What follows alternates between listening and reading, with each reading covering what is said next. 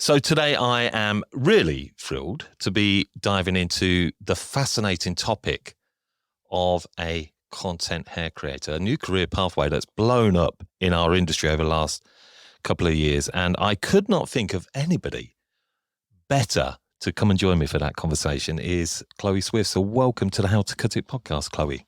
Hello, Dom. Thanks so much for having me here. So, content hair creator. Yeah. What does this mean?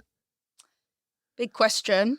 I still get asked this all the time. I think I'll keep getting asked this a lot of the time. I think I struggle sometimes to describe to Joe blogs when they say, what do you do for your career? Sometimes I struggle, but essentially I'd say a hair content creator is a content creator online, posting across platforms, and you're sharing hair content.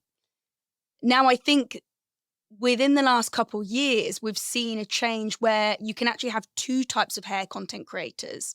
So I put myself under the bracket of professional hair content creator. I'm a professional hairstylist, always have been since 15 years old. But within the last 2-3 years, and especially lockdown had a big surge in that, you've then got these girls with amazing hair. They're so pretty and they're so stunning. And then they've now become hair content creators, and they're maybe sharing hair care tips or heatless curls and things like that, but they're not professional. So I actually now think there's kind of two forms of hair content creator.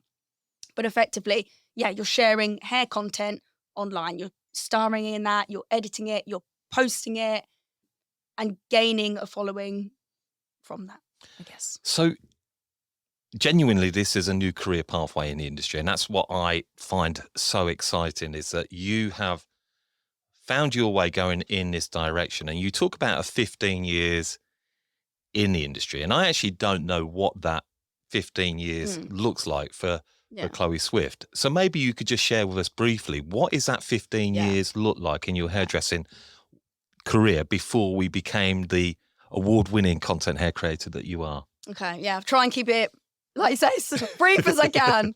There's a lot to cover in 15 years. Yeah, there's a lot to cover. I never wanted to be a hairstylist, a hairdresser. I guess probably quite a few hairdressers say that now. I always wanted to be a TV presenter. That was my dream. Absolutely loved it. I loved at school acting. That was what I did all in my spare time. Acting, drama school. I was always super confident, and I just knew I was going to do something creative. It got to last year of school. My mum and my dad they've always come from such like normal working backgrounds. So my dad's always been a policeman. My mum was a nurse. So they were like, go, and they've always made me and my sister like get jobs. They've always almost forced it upon us. So drop me off at the salon, go and get this Saturday job. So I ended up working a Saturday job in a salon throughout my last year of school. And then I guess that's when it starts getting serious. What are you picking for your A-levels? I used staying on for A-levels, doing uni. And my dream at that time would have been to go and do journalism or anything creative. Even if I wasn't in front of the camera, I would have loved to do something behind and do production or something like that. And I think it was just my mum that maybe just brought me a bit down to earth. And she said, do you really want to go to uni, get all that debt?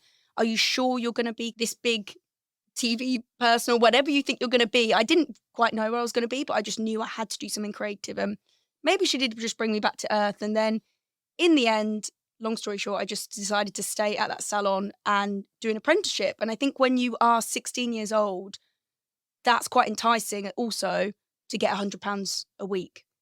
So I started off in a little salon in Kettering for a couple of years. I was there for. Then, yeah, I worked in salons for a good few years, just honing my craft. But I was just always, if ever someone asked me about my career, I'd be like, oh yeah, I'm doing this, but I don't want to be just a hairdresser, was always like my answer. I had a bit of a complex about it. Why? I think because, again, and it's when my teachers then said, when they found out also I was going to do hairdressing, they'd be like, you're going to do hairdressing, but all of this, and you got this in school and your grades and all of this. It was definitely looked down on. It still is looked down on a bit, I think. And it is that phrase, like, just a hairdresser. And obviously I know so many people know it is far from just a hairdresser. But I just had such a I knew I didn't want to be a typical hairdresser in a salon looking after clients. I decided, yes, I'd gone into the hair industry. I loved then getting creative with hair. I've always been a creative person. So I love playing with hair, making hair look cool. I got to talk all the time. Oh my God, at school, I always used to get told off for talking so much. So I was like, Get oh, God, away. yeah, I can, oh God, I can talk. This is quite a cool job.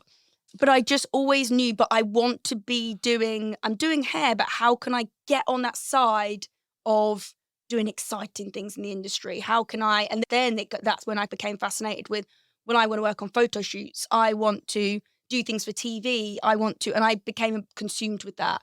So even as an apprentice, when the Creative Head magazine would come in the staff room, I'd be flicking through for like opportunities. And I guess my first thing that broke me out of that cycle of, and started me on this journey where I am now, I saw in like the back a really small article. It was the GHD Style Squad. And I think they'd only done it for 1 or 2 years. It really only just started. And I looked at it and it said, yeah, you're part of a young members art team. You assist on shoots. You get to assist their top stylists on seminars and things like that. I was like, I need to do that. And I just knew that was like the first thing I needed to do to get on some sort of path out of clientele. Behind the chair stuff. Yeah,